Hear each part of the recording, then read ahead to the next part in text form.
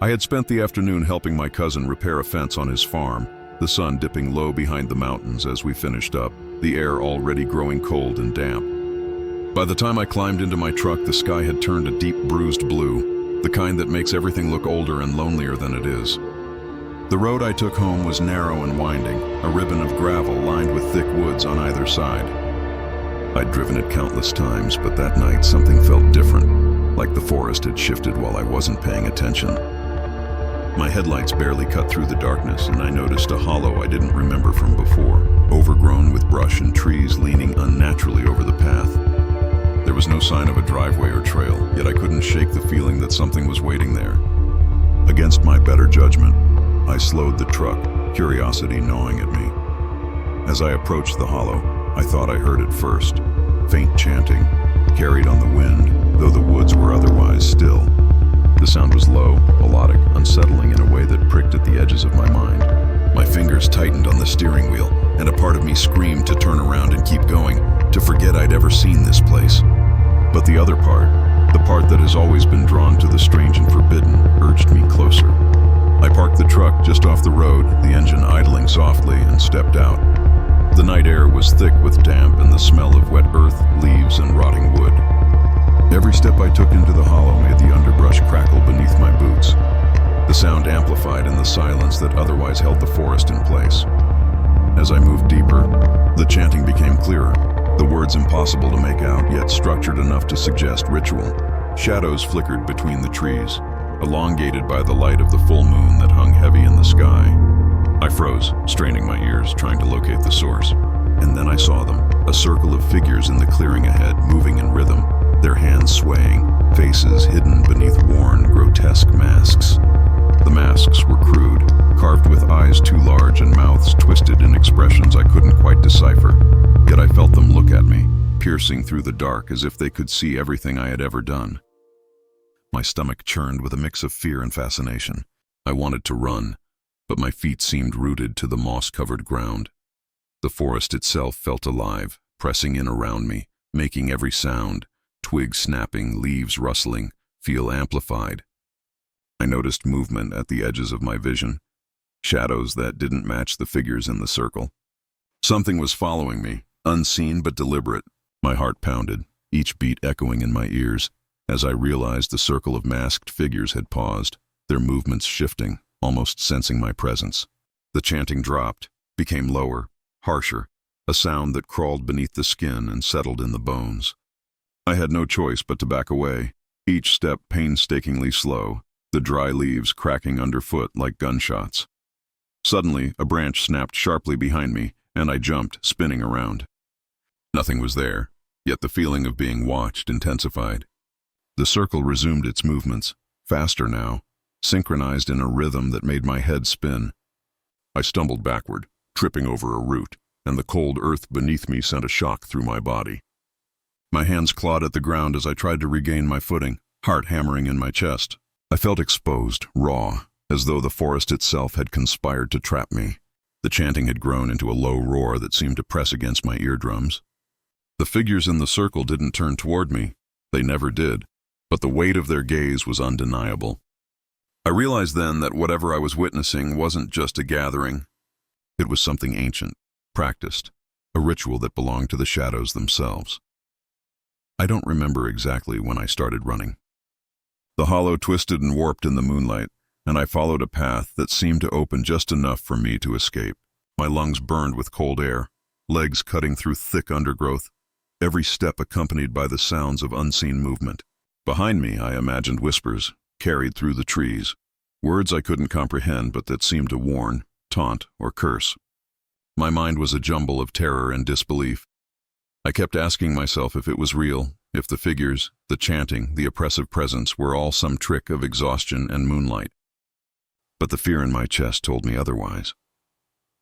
When I finally burst from the trees onto the main road, the world felt impossibly quiet. The forest behind me was still, unremarkable, as if it had never contained the hollow or the figures. I leaned against my truck, trembling, unable to speak, and even when the engine roared to life, the image of those masked faces lingered in my mind, burned behind my eyelids. I drove home without glancing back, ears straining for any sound, heart still racing long after the road straightened and the woods fell away. That night, sleep was impossible. Every creak of the house, every whistle of the wind reminded me of the hollow.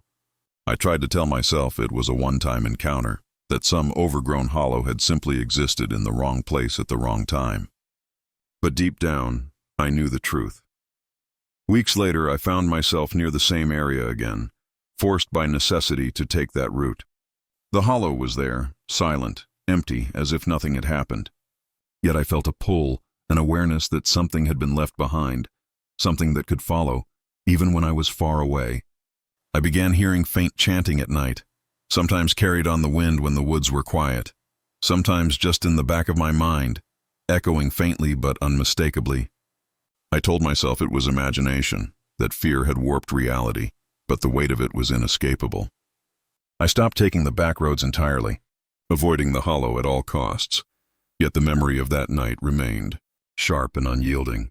I've thought about returning, about trying to understand what I witnessed, but every instinct I have tells me to leave it alone. The masked figures, their ritual, the oppressive rhythm of the chanting, all of it felt purposeful, precise, as though it had been going on long before I arrived and would continue long after I was gone. The forest keeps its secrets well, and some things I've realized are meant never to be seen, never to be understood. Even now, years later, I sometimes drive by that area, just at the edges of the woods, and for a moment I swear I see movement, a flicker of a mask between the trees. My stomach tightens, my hands curl around the wheel, and I drive faster, never slowing down.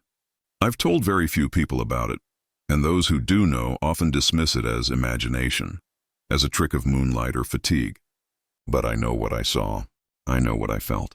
The fear hasn't faded. It has only settled into the background.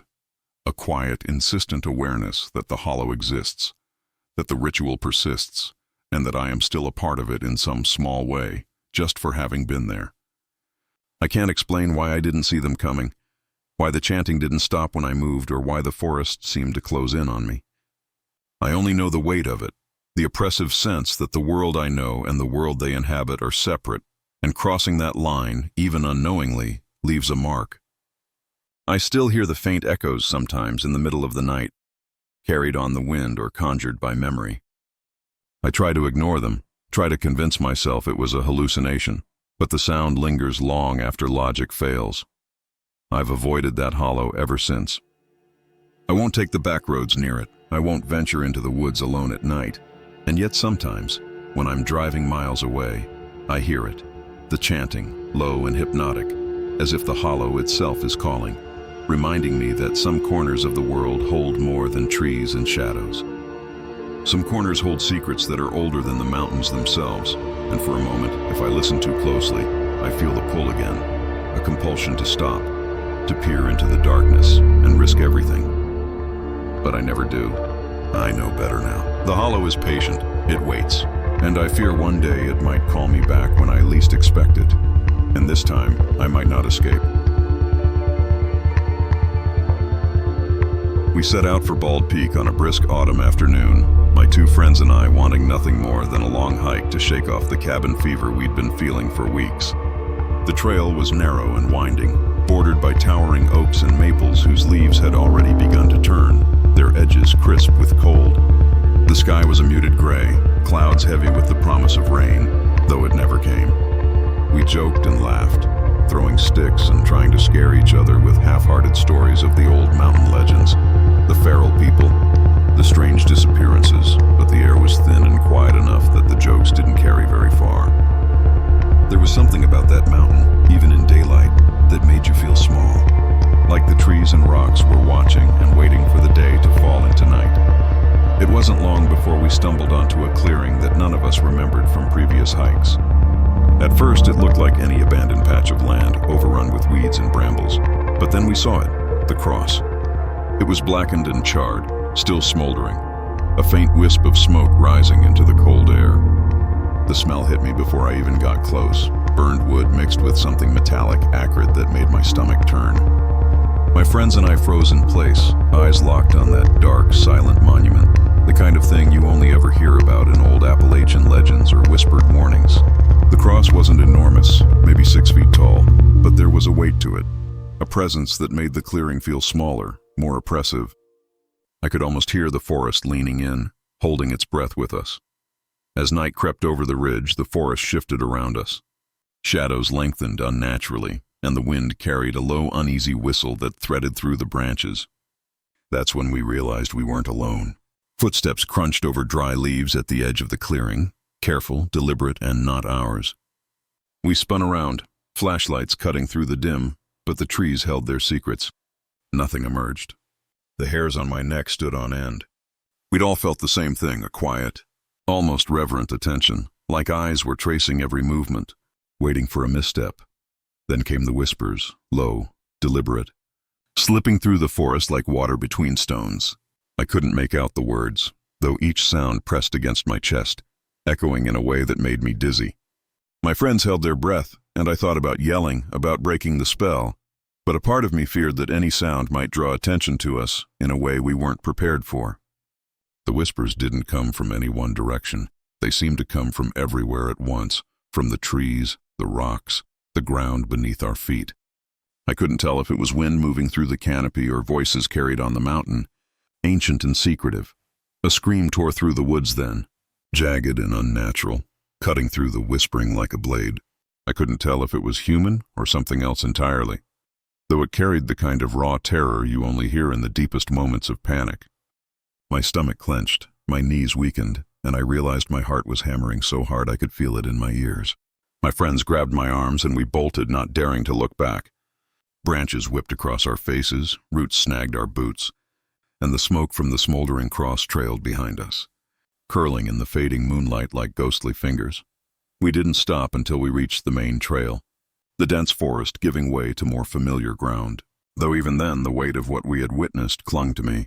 I kept glancing over my shoulder, expecting to see a figure, a shadow, or even just a movement, but the woods seemed calm now, as if nothing had happened at all.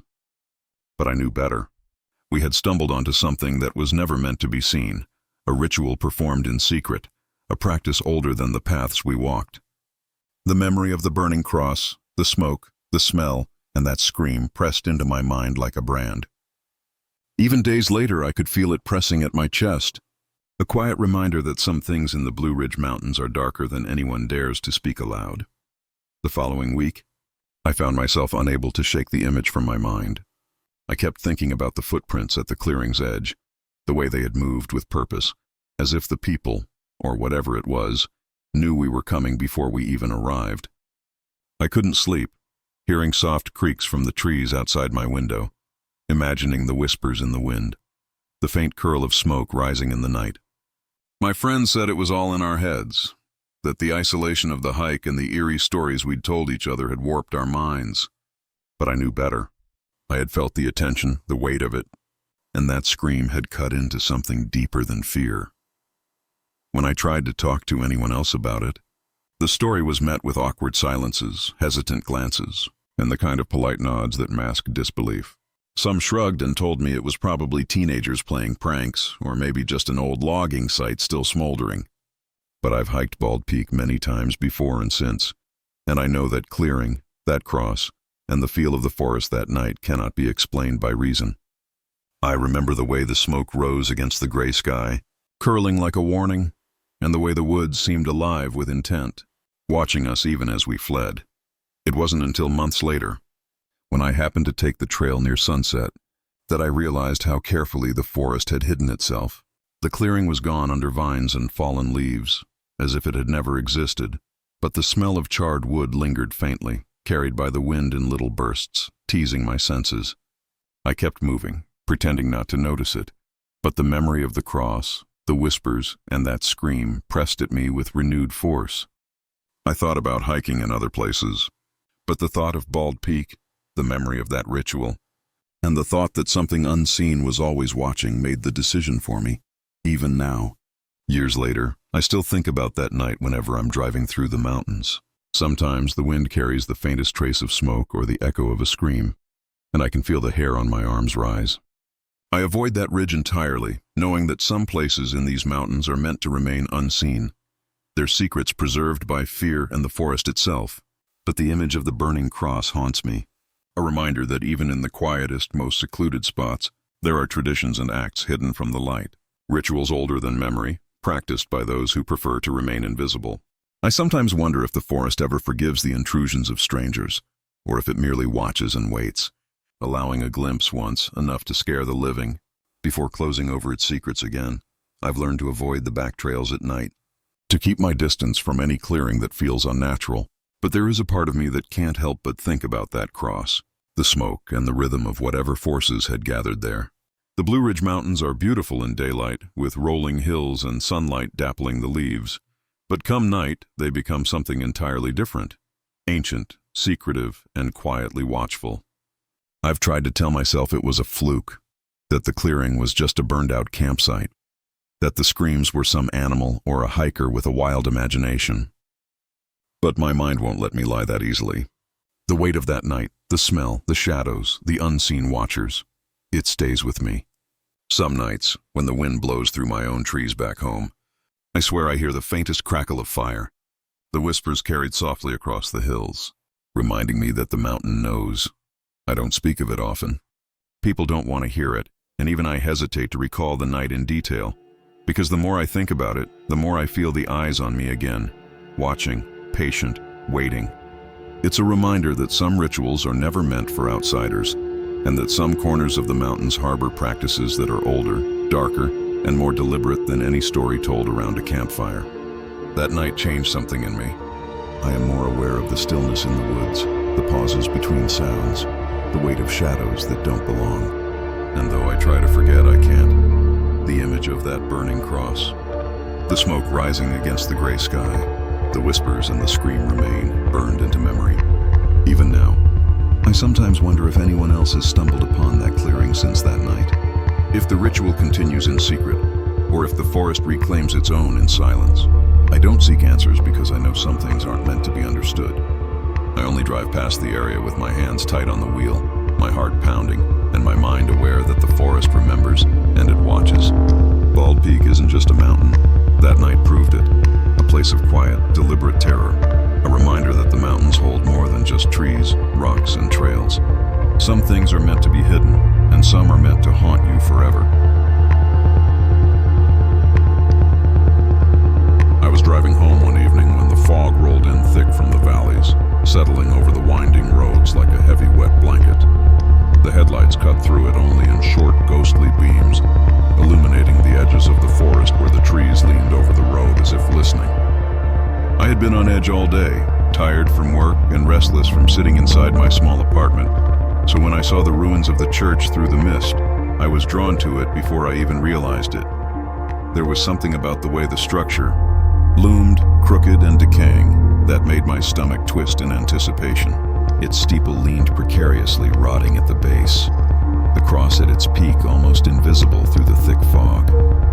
I told myself to keep driving, to ignore the compulsion, but I slowed and then stopped, my headlights casting long, uneven shadows across the crumbling stone and timber.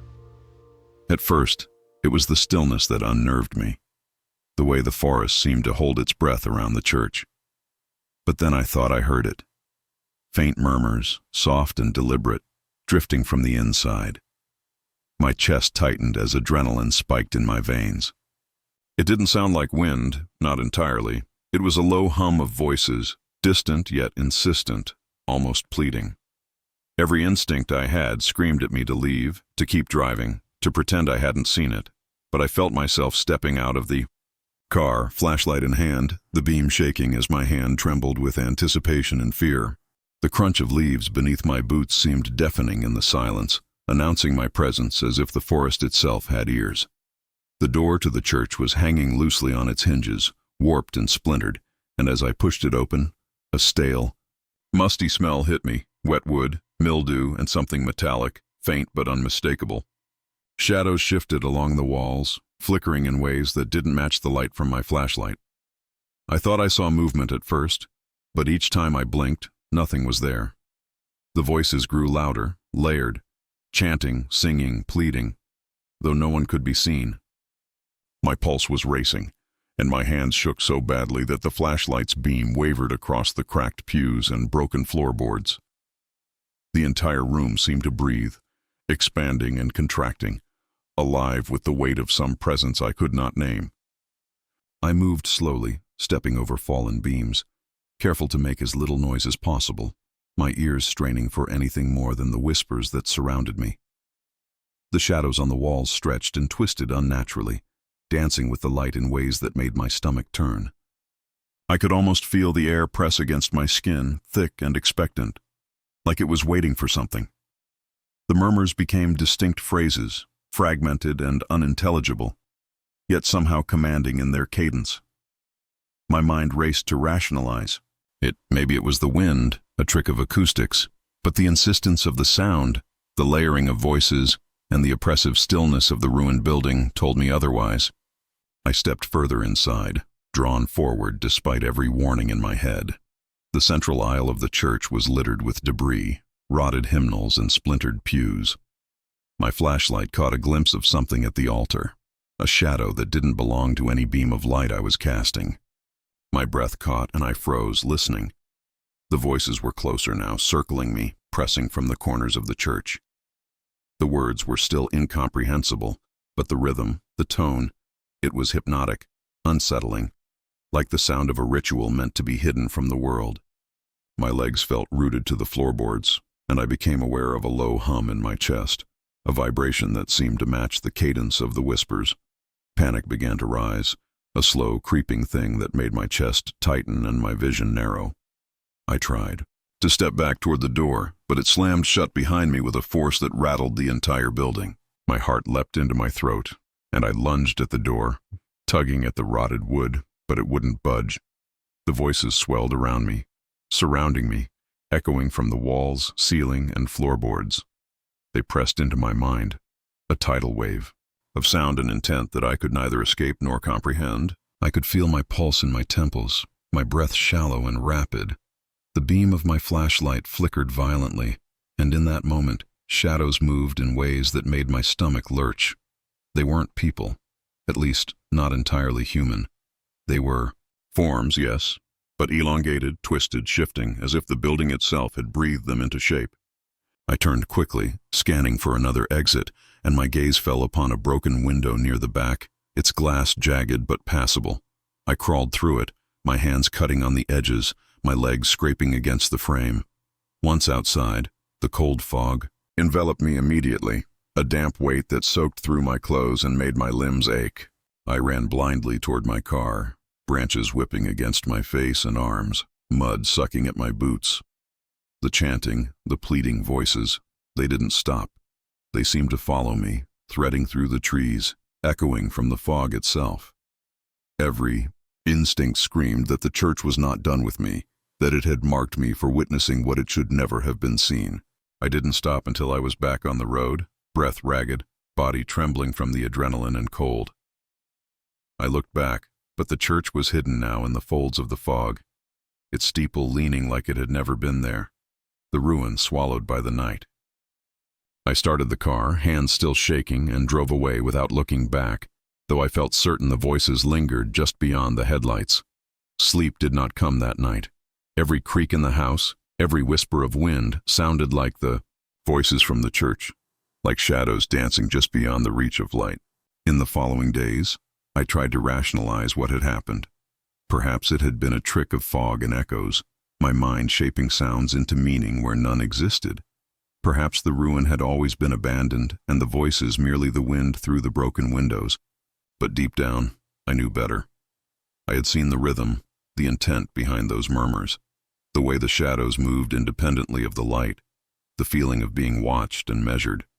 That night, I had stumbled into a congregation that was meant to remain secret, something practiced quietly in the corners of the mountains, hidden from the world and protected by the isolation of the forest. Weeks later, I drove past the same stretch of road again, fog rolling low over the fields. My pulse quickened as my eyes caught the silhouette of the church in the mist. I slowed, then stopped, and for a moment I thought about getting out, thinking I could convince myself it had all been imagined, but I couldn't. The compulsion to enter was terrifying, magnetic. My hands tightened on the wheel, and I drove on, knowing I would never be able to erase that memory, that the church had marked me in a way I could not understand or resist. The whispers followed me in my dreams for months afterward, echoing through the quiet hours of night, sometimes coherent in tone, pleading or commanding, sometimes just incomprehensible, a low vibration in my skull that left me shaking awake. I've since avoided that road on foggy nights, avoided the church entirely, but the memory is indelible. The smell of must and mildew, the shifting shadows, the layered whispers, the oppressive sensation of being surrounded by unseen watchers, it stays with me. There are moments when I drive through the mountains at night, when the fog presses over the ridges, and I swear I see the silhouette of that leaning steeple, the ruin half swallowed by the mist, calling out in a language I cannot understand but feel in my bones. It is a quiet, patient thing, waiting in the fog for the next person curious or foolish enough to enter. I rarely speak of it. Those who do know think I am exaggerating, or that my imagination ran wild in the isolation of the mountains. But I remember it clearly. I remember the way the shadows seemed almost alive, how the air felt thick with purpose, how the murmurs rose and fell like waves over the pews, urging me forward and warning me simultaneously. And I remember the panic, the desperate rush to escape through the broken window, the cold fog biting into my wet skin as the voices threaded through the trees and fog around me. That night changed something in me. I no longer walk the forest paths without caution. I listen to the wind differently, hearing more than it seems to carry. I feel the weight of the unseen in ways I never did before. Even now, years later, when fog rolls low over the valleys, I catch myself gripping the steering wheel tighter, scanning the trees for shapes that aren't there, listening for whispers that may be nothing, and yet feel all too real. The church has not left me. The shadows, the voices, the unseen congregation. Some part of it lingers, patient, watching, waiting. I do not know what it wanted from me that night, whether it was curiosity, judgment, or something else entirely. I only know the memory will never leave, and that in the quiet hours, when fog hides the roads and the forest is still, I hear it calling again, soft and deliberate, and my chest tightens in the same way it did the first time I stepped inside. There are places in these mountains that hold secrets older than any record, traditions and rituals never spoken aloud. That ruined church, leaning and forgotten, is one of them. I will never go back, but the memory of what I saw, of what I heard, what moved, what watched, remains a constant reminder that even in the quietest corners of Appalachia, the world holds things we are not meant to understand, things that wait patiently in the fog and shadows for those who stumble too close. I grew up in a small mountain town where the fog clings to the trees like it has nowhere else to go. The ridges there have a way of swallowing sound, turning even the faintest rustle into something that feels alive. My grandfather used to tell me never to wander past the ridge after sundown, but like most warnings, it didn't carry any weight until it was too late. I've lived here all my life, driven those same winding roads, hunted those same trails, and I thought I knew every dip and hollow these mountains had to offer. But the ridge was different. It started with a quiet afternoon late in October. The air had that brittle, dry chill that always comes before winter truly sets in. I'd taken my camera with me, planning to hike an old trail that cut along the side of the ridge where the maples burned orange against the gray sky. I parked my truck at the edge of the old service road and started up the trail alone. The forest was silent, too silent, I remember thinking. The kind of silence that feels deliberate, like the woods are holding something back. Even the wind felt hesitant, whispering through the branches but never staying long enough to move them. About a mile up, I came across a fallen log that split the trail in two, half rotted and slick with moss. I stepped over it, brushing aside a few low branches, and that's when I saw it, the clearing.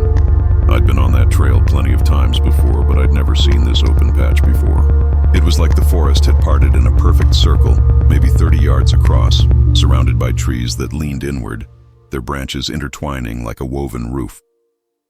There was something wrong about how even it looked. as though nature itself had been pushed aside to make space for it. At first, I thought I saw movement near the tree line, something low and quick, like a deer or maybe a fox.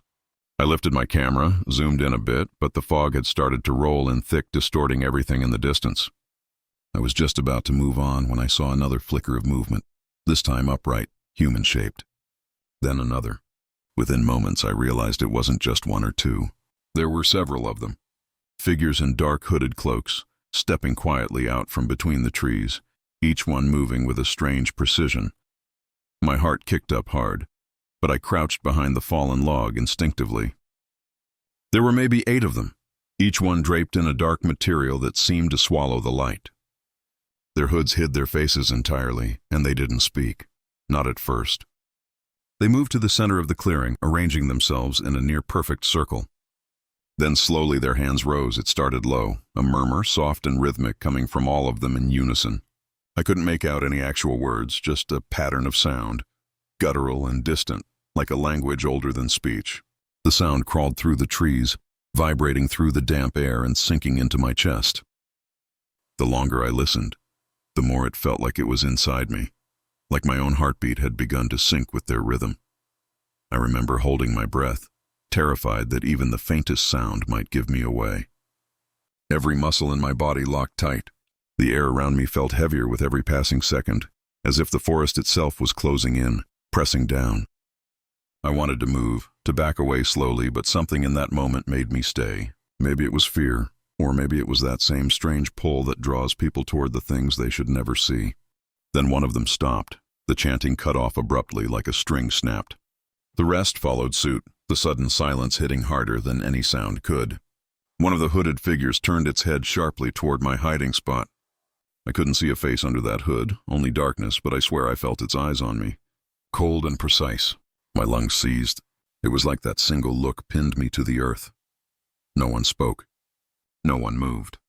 The others kept their heads bowed, but that one figure remained still, angled toward me, as though it could see through the wood, the fog, the shadows, all of it.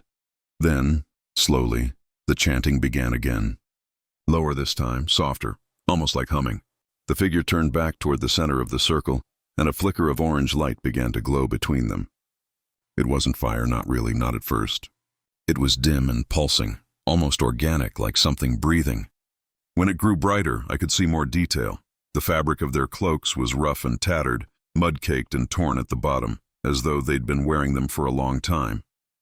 None of them spoke above that humming sound.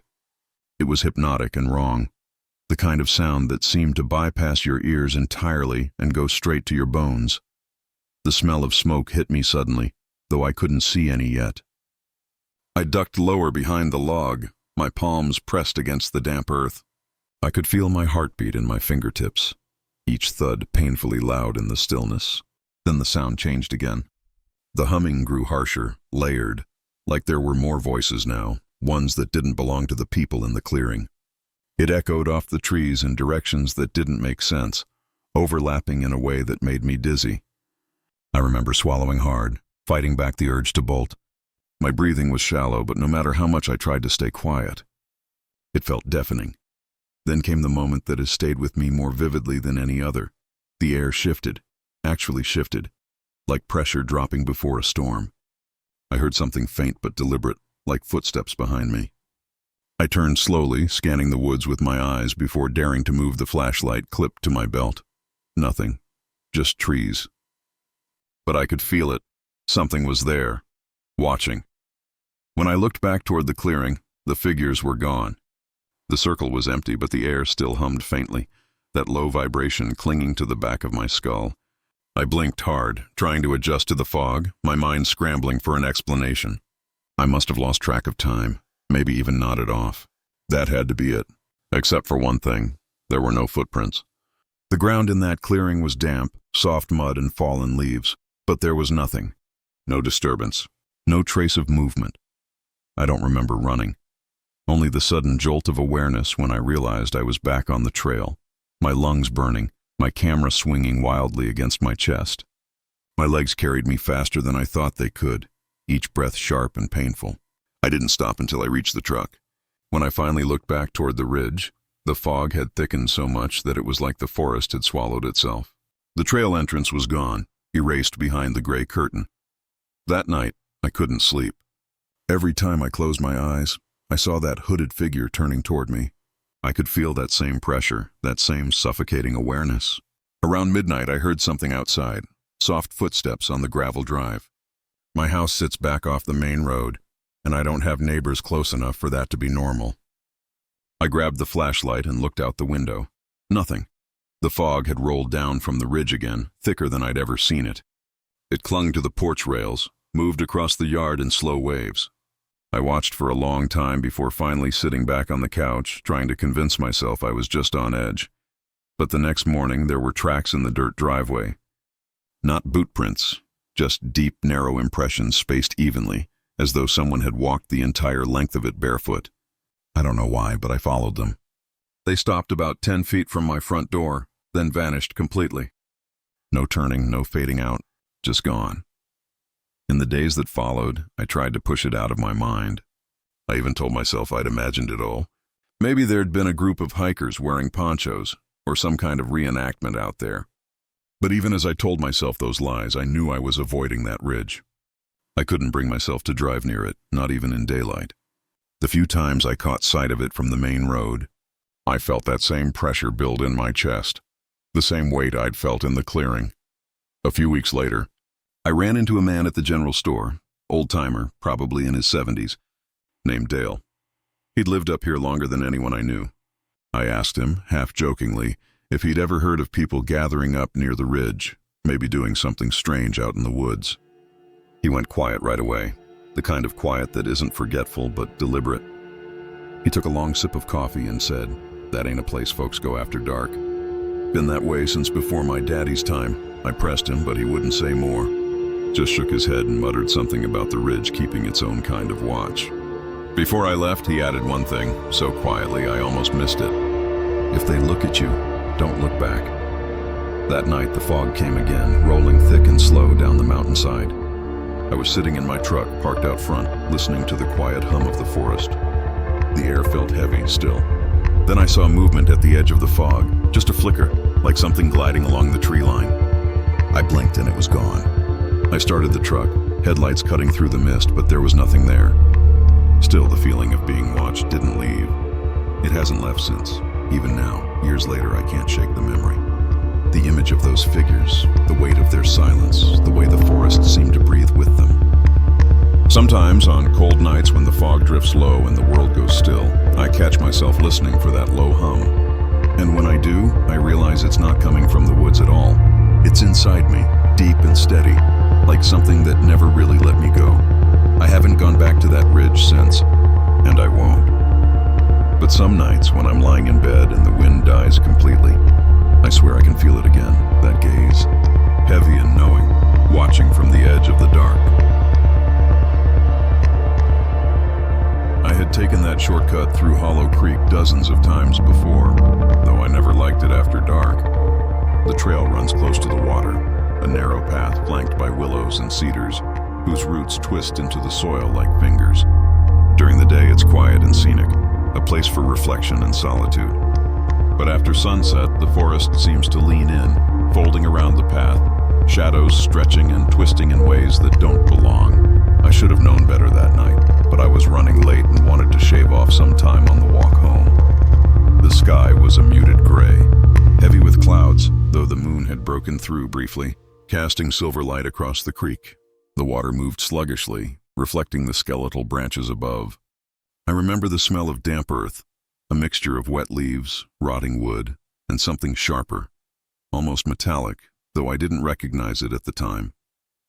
The air carried a stillness that felt deliberate, a quiet that pressed in on my ears until every crunch of my boots on the soft dirt felt like a shout. I rounded a bend near a sharp drop in the creek and froze. A small fire flickered across the bank, dancing orange and gold in the darkness. At first I thought it might be campers, or maybe someone trying to stay warm, but as my eyes adjusted, I could see that there were 3 figures sitting cross-legged around it. They weren't moving like ordinary people. There was a careful precision to the way they positioned themselves, almost ritualistic. The firelight glinted off something in their hands, a bundle of herbs, and what looked like small bones, which they dropped into the flames. The smell shifted immediately, earthy and pungent, with a hint of something acrid, a sharp smoke that cut my throat when I inhaled. I crouched behind a willow root, trying to make sense of what I was seeing. Their faces were painted in crude symbols, white lines running across eyes and cheeks, some looping in circles, others jagged and aggressive. They murmured softly to one another, words I didn't understand, their rhythm almost like a chant, but not melodic, more a series of guttural tones, deliberate and exact. I remember that my stomach churned, a mix of fear and disbelief. I debated whether to call out, to demand explanation, but something about the scene made me pause. It felt ancient, like I had stumbled into something that had existed long before me, something that wasn't meant for outsiders. I took a cautious step forward, wanting to get a better view, and that's when one of them raised a hand. Slowly, deliberately.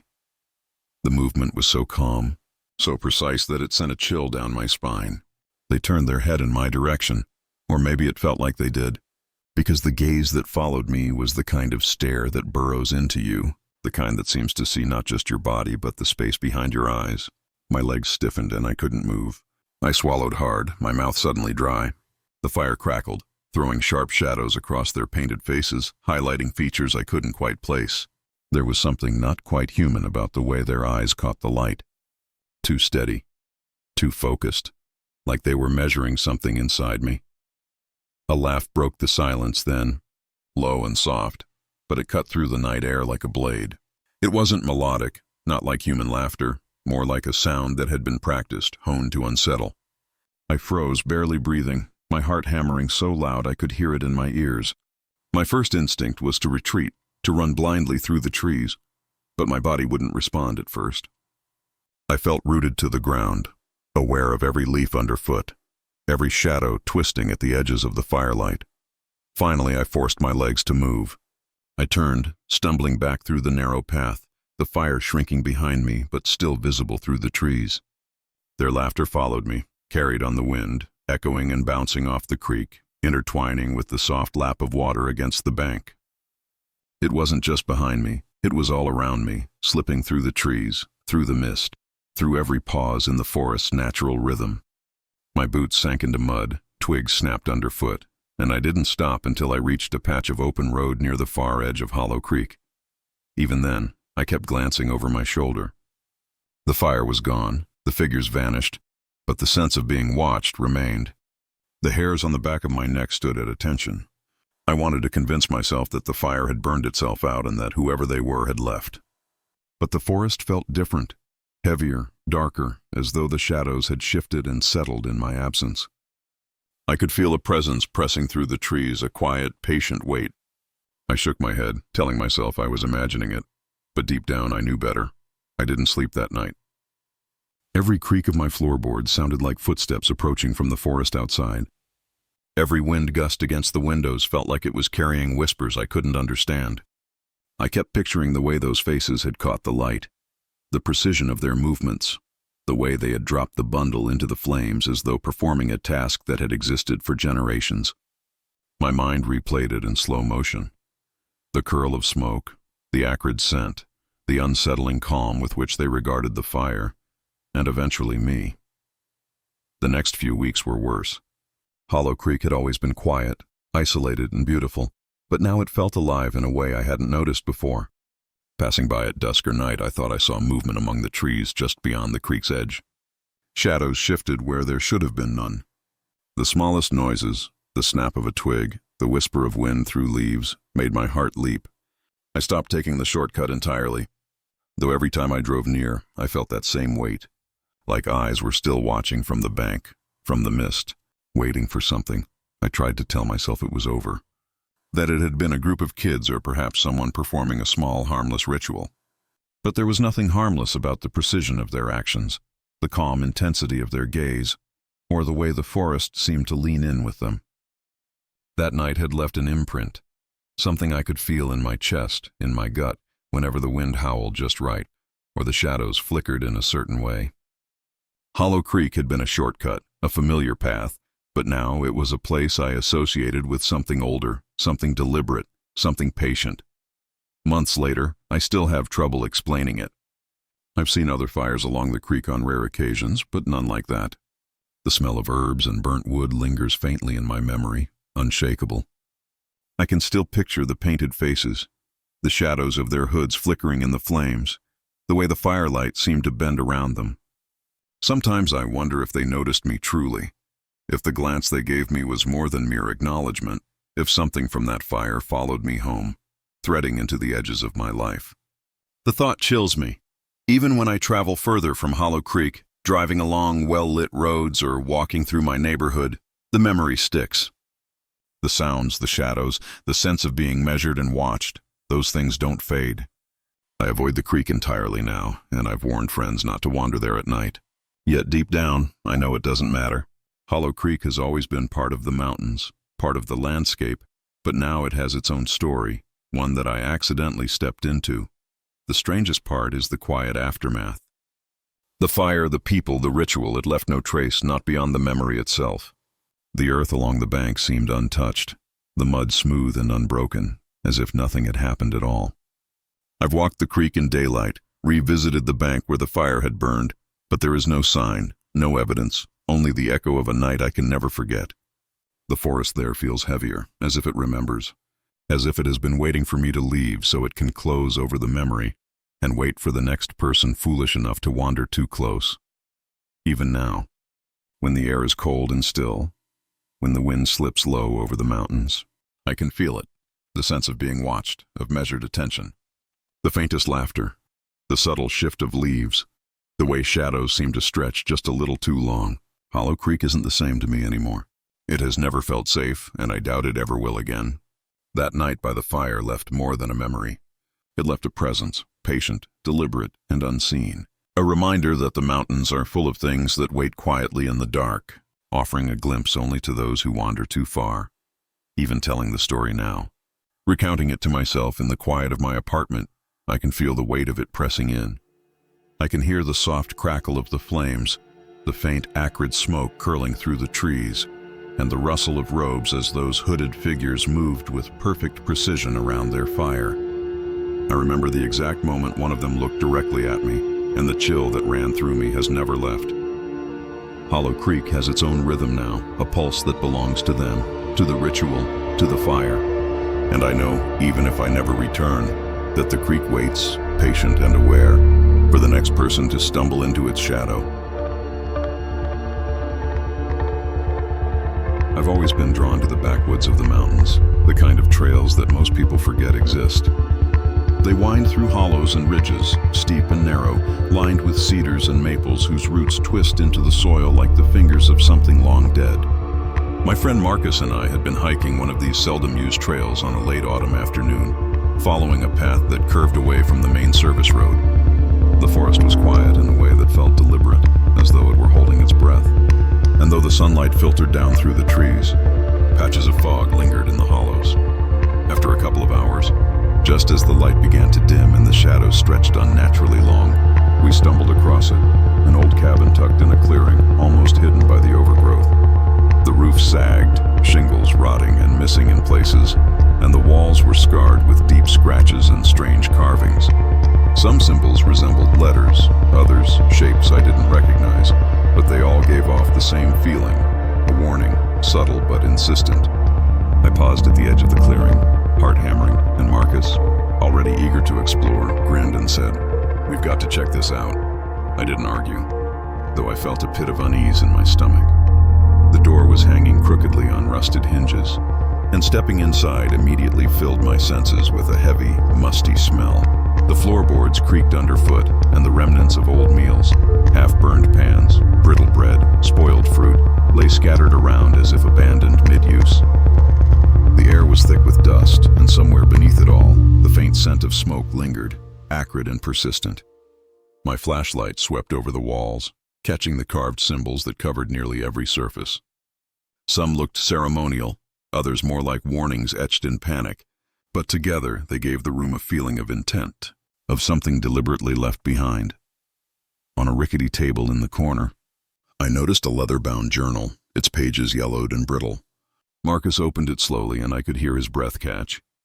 The entries were written in cramped, hurried handwriting, detailing gatherings, fires, and rituals. Most were vague, mentioning groups of people meeting under moonlight, chanting, and performing acts the writer seemed too afraid to describe fully. One entry in particular froze me. Do not enter the cabin when the shadows move.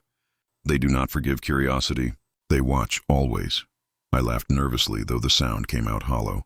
Creepy, I muttered, but my pulse quickened nonetheless. As night fell, the cabin became a different place entirely.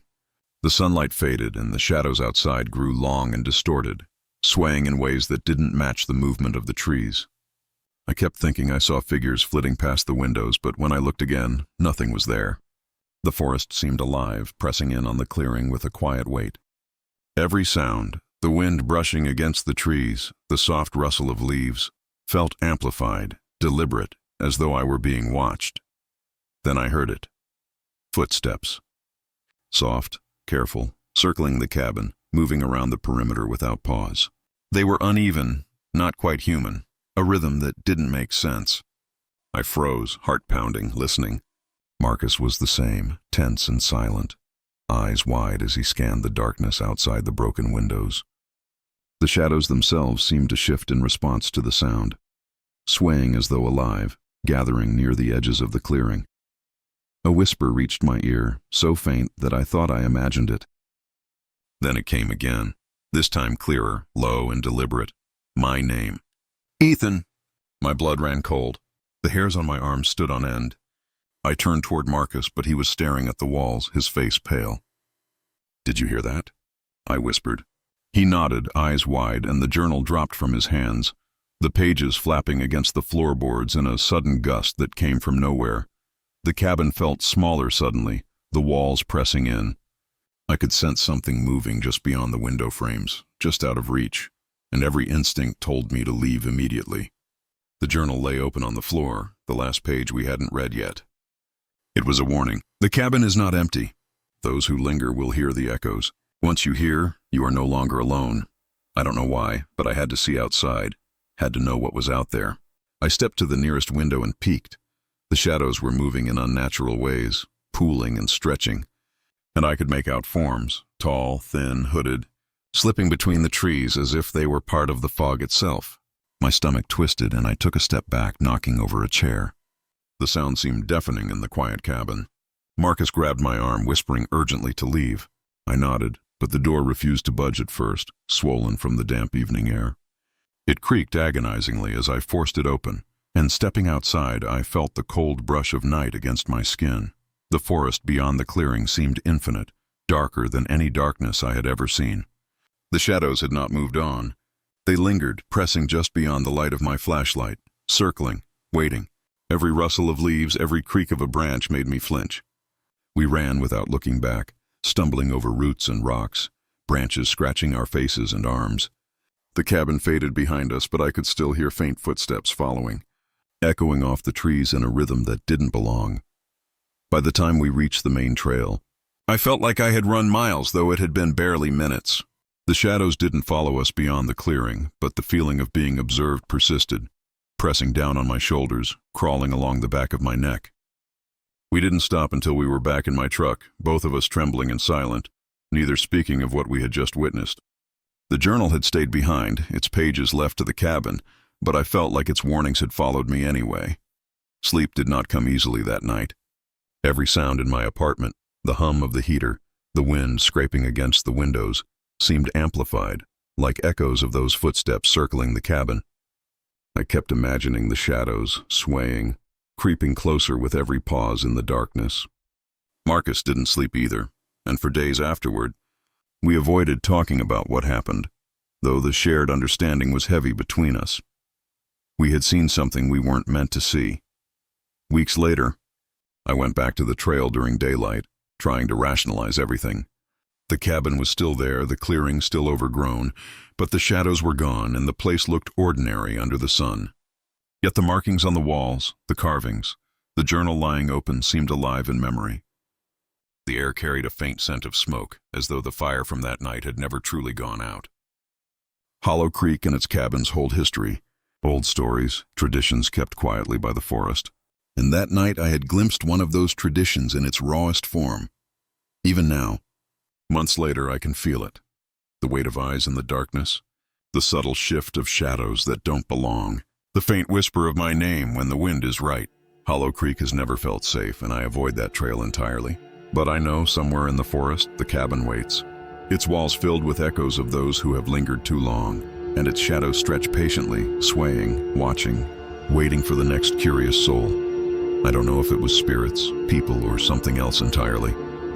I don't know what the figures wanted, or why they allowed us to leave that night. All I know is that once you hear the echoes, once you feel the attention, it never truly leaves. And sometimes when I lie awake at night, I can hear it, soft footsteps circling, whispering my name just beyond the edge of memory, just beyond the edge of sight. And I remember that abandoned cabin in Hollow Creek, and the shadows that waited patiently for someone foolish enough to listen.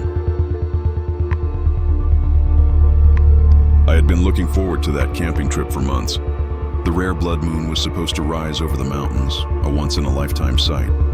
My friend Caleb and I set out in the late afternoon, driving along the winding roads that cut through the ridges and hollows of Raven's Hollow. The sun was low, orange and muted, casting long shadows through the valleys. The air was cool and still, and even the usual chatter of birds seemed subdued.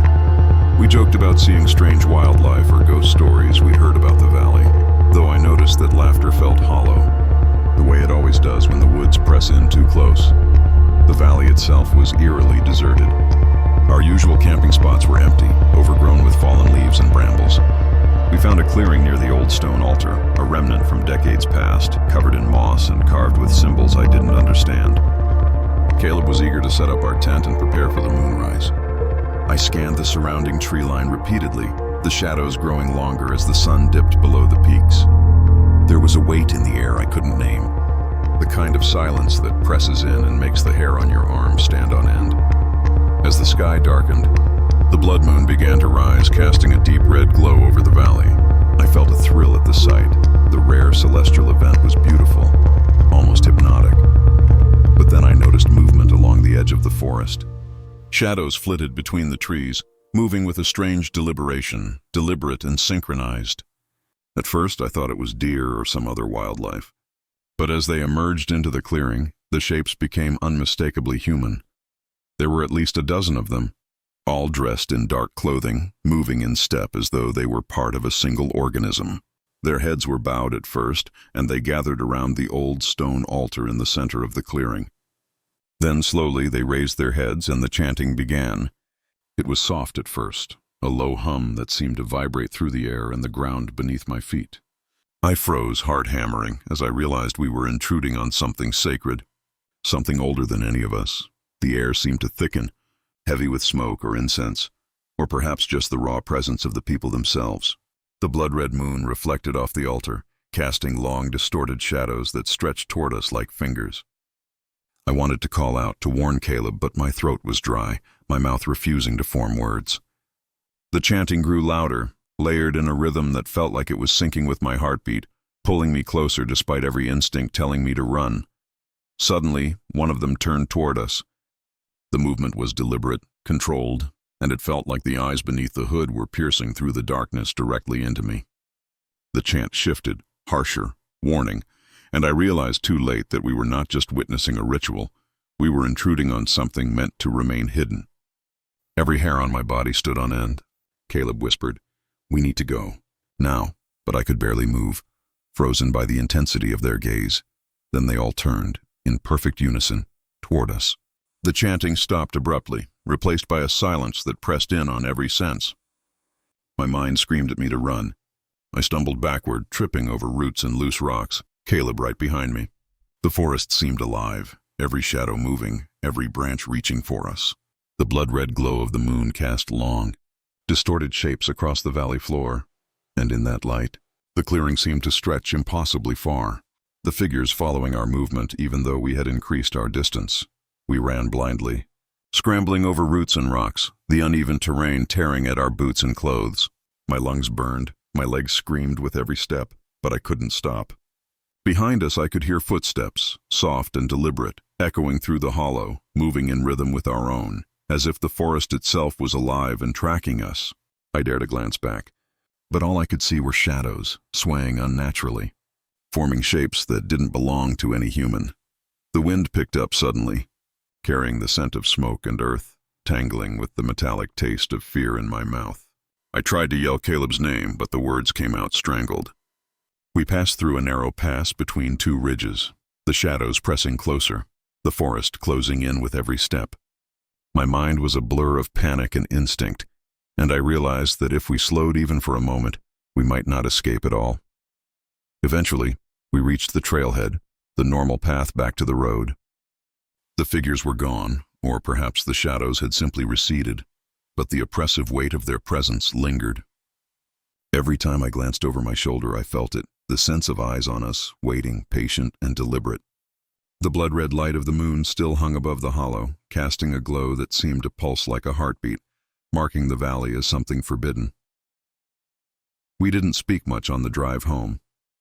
Caleb kept glancing at the rearview mirror, and I stared straight ahead, trying to convince myself it had been a dream. But I knew better. The synchronized movement, the chanting, the intensity of their gaze. It was too real, too deliberate to dismiss. Raven's Hollow was no ordinary valley, and the blood moon that night had illuminated something ancient and unforgiving. Weeks passed, but the memory didn't fade. I found myself replaying it constantly. The rhythm of their steps, the sway of their hoods, the sound of the chant echoing in the trees. Sometimes, late at night, I swear I can still hear the low hum, the faint vibration of voices carried on the wind. I can picture the altar, slick with moonlight, the long shadows stretching toward me, reaching, warning, reminding me that some places are not meant for the curious. I've returned to the mountains since then, but never to Raven's Hollow. Even from a distance, the valley looks different, darker, heavier, as though the moonlight itself cannot reach the bottom. I avoid the trails near the old stone altar, and I never mention the blood moon to anyone, because I know how it sounds. Just another story. But I cannot shake the feeling that they still watch, that their chanting lingers in the woods, patient and eternal, waiting for the next intruders foolish enough to step into their hollow.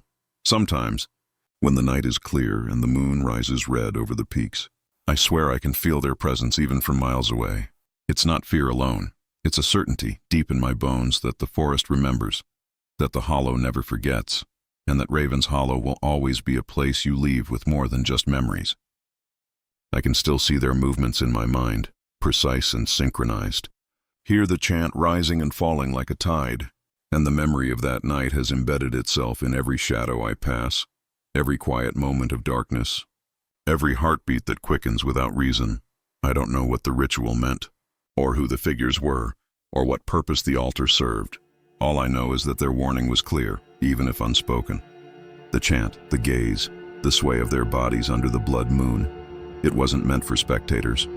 It was meant to mark us, to remind anyone who stumbled across it that some places in these mountains are not for us, not for the curious, not for the uninvited. Raven's Hollow is not a place to visit, not even for the curious. The memory lingers, like a shadow at the corner of your vision, like the echo of steps circling the clearing. The blood moon rises only rarely, but the hollow itself waits, patient and unforgiving, and I have no doubt that the figures remain, just beyond the trees, just beyond the light, waiting for the next intruders to stumble into their sacred moment. Even now, years later, when the night is quiet and the wind dies completely, I remember that red moon and the figures around the altar. I hear the chant softly in my mind, rhythmic and precise, and the shadows of that night linger with me. I don't speak of it often, but I never forget.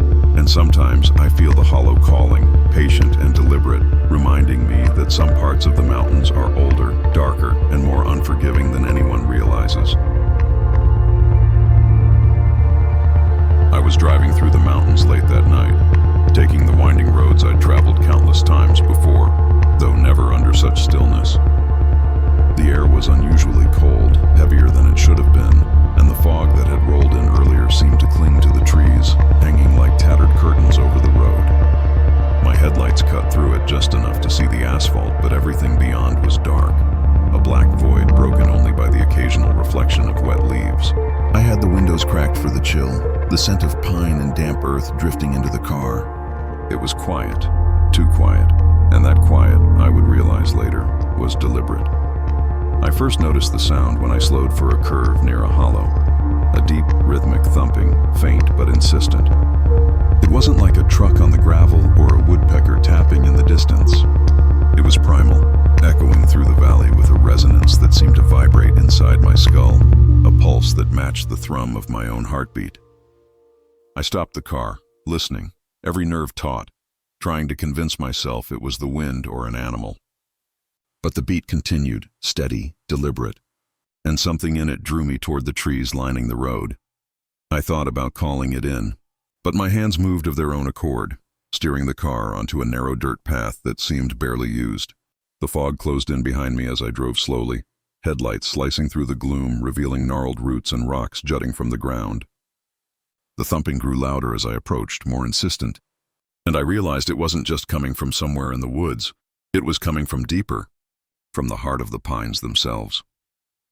The path narrowed further, branches scraping against the sides of the car, and I caught glimpses of shapes moving just beyond the light. For a moment I thought they were deer or some wild animal, but their movements were too precise, deliberate, almost ritualistic. A chill ran down my spine as I realized I was being watched, though I couldn't see eyes or faces, only shadows shifting in unnatural synchronization with the beat. Eventually, the dirt path opened into a small clearing. I killed the engine and stepped out, the night air biting at my face. The drum beats were louder here, resonating deep in my chest, and I could feel my own pulse sinking with them. I moved cautiously, flashlight in hand, and saw them. A circle of figures, standing perfectly still around what appeared to be a fire pit, though no flames were visible. Their faces were hidden beneath hoods or masks, and their hands were raised to the sky.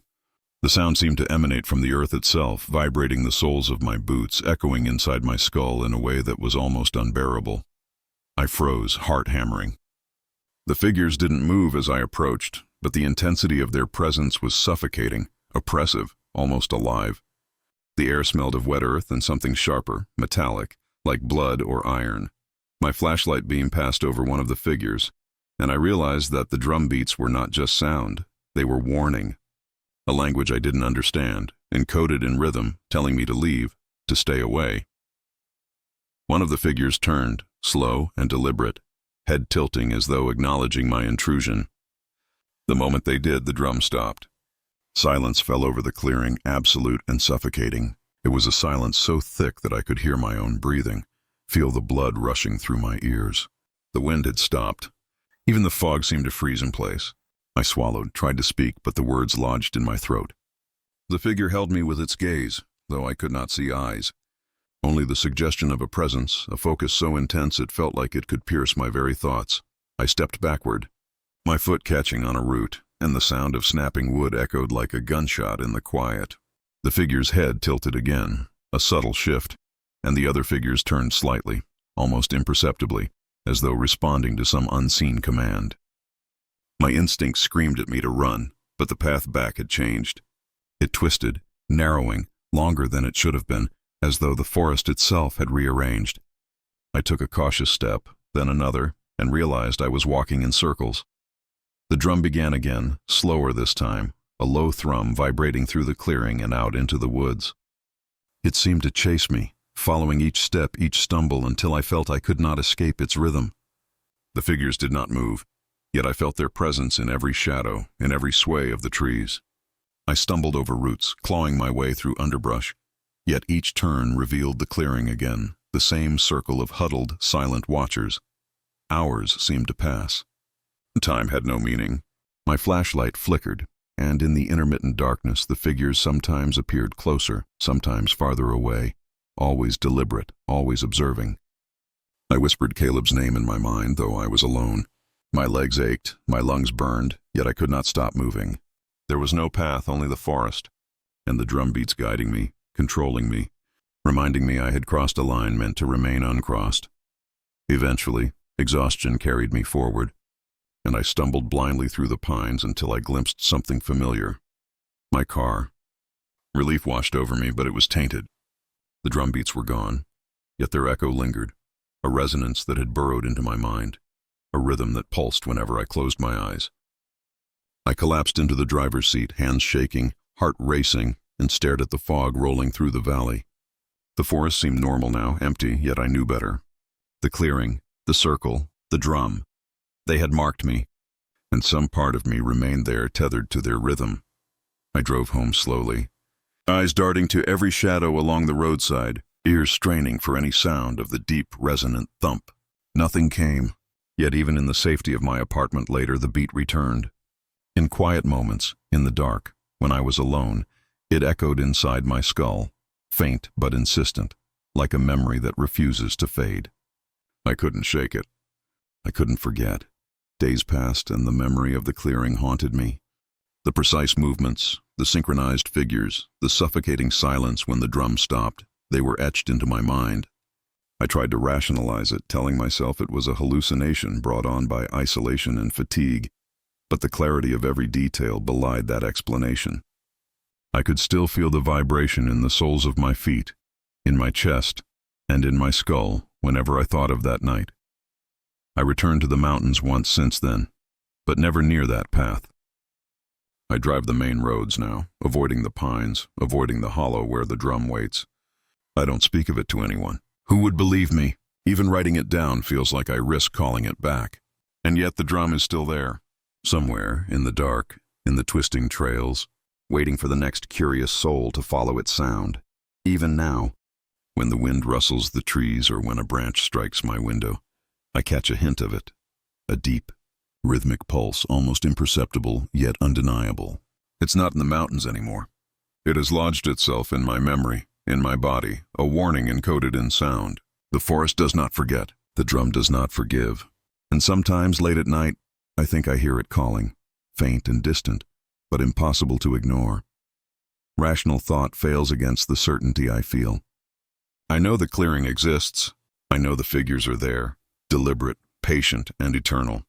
I know the drum is waiting. And though I escaped, hours may have passed in a way I cannot measure. I know some part of me never left. It remains in the clearing, tethered to the rhythm, vibrating in time with the eternal pulse of the forest. The mountains are full of sound, full of echoes, but some are not meant to be sought. Some rhythms, some calls, some drums belong only to the forest and whatever inhabits it in secret.